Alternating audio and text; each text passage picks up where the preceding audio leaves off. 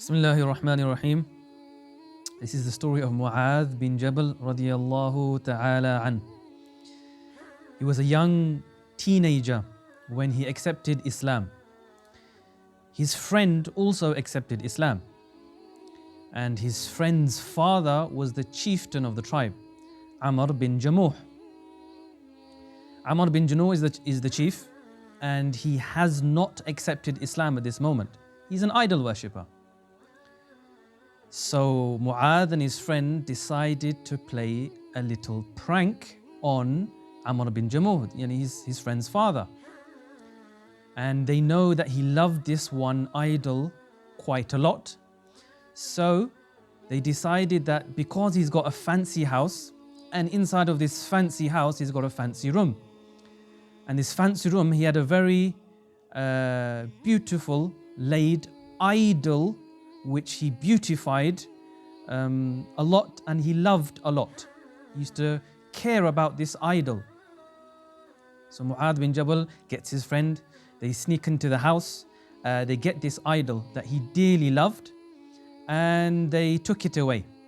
They took it away and they found the most dirtiest place in the whole of Medina to try and stash it. They went to the dump yard of Medina and they left it there. And then they left this place. So now Amr bin Jamuh, when he goes to his house, he usually goes to his idol, he couldn't find it. So now he's frantically searching, where is it? Where's my idol? I need this idol, I love this idol, and so forth. One of the tribesmen from his tribe was walking past the dump yard of Medina, and they saw this idol. And then while seeing it, they thought, this is the chieftain's, so I have to give it back to him.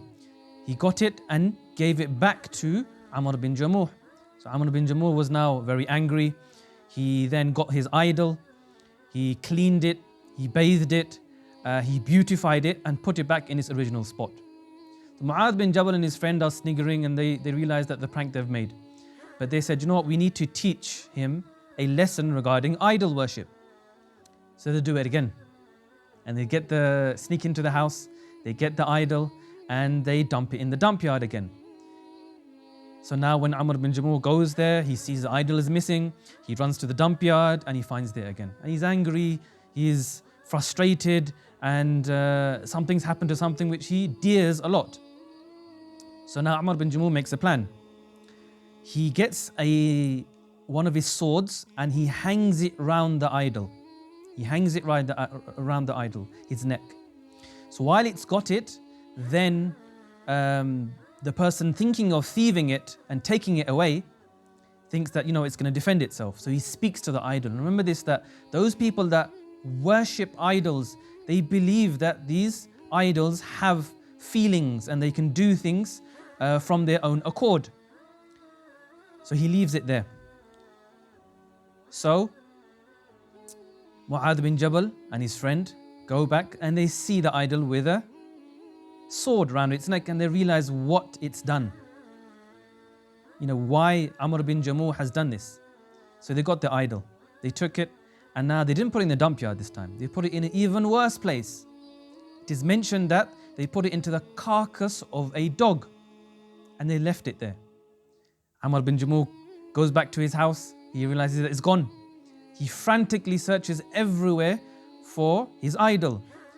And then he goes to the dump yard, he looks for it, he can't see it, he can't find it. And then eventually, while looking and searching, he finds it in the carcass of a dog. He's angry. But then at this point, he calms down and something switches in his mind. And he said, I left a sword around your neck. While talking to the idol, he says that, how comes you couldn't defend yourself? If you can't defend yourself, then why am I worshipping you? Why am I bathing you? Why am I looking after you? At this point, he returns back to his house, and his son, Mu'adh bin Jabal radiyallahu anhu's friend, gives him da'wah of Islam, and he accepts Islam. Amr bin Jamuh becomes radiyallahu ta'ala an. Now yes, there is one or two questions that come about regarding pranking in Islam. Do you realize that this is before the coming of Rasulullah sallallahu alaihi wasallam to Medina? These people accepted Islam in Bay'atul Aqaba, while meeting Rasulullah sallallahu alaihi wasallam before him coming to Medina.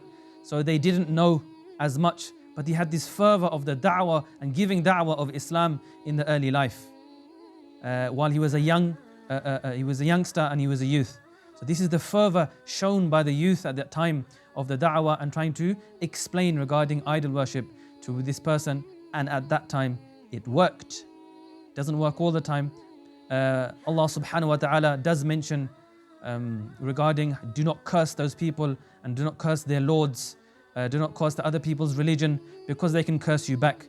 And then it is like cursing Allah subhanahu wa ta'ala. But in this case, where we find that it did work, and Amr bin Jamuh radiyallahu ta'ala an accepted Islam.